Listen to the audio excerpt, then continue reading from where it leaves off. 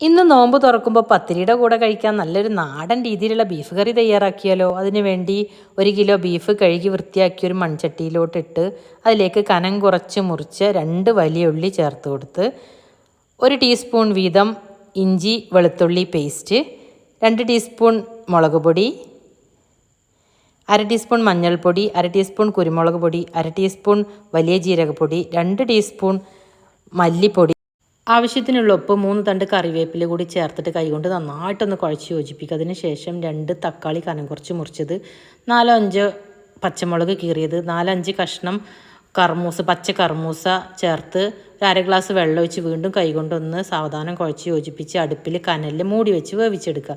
കർമൂസ ചേർത്തത് എന്താണെന്ന് വെച്ചാൽ അടുപ്പിൽ വേവിക്കുമ്പോൾ കർമൂസ ചേർത്ത് കഴിഞ്ഞാൽ പെട്ടെന്ന് സോഫ്റ്റായിട്ട് വെന്ത് കിട്ടും. അപ്പോൾ പെട്ടെന്ന് വെന്തിട്ടുണ്ട്. ഇനി കർമൂസ മാറ്റാം.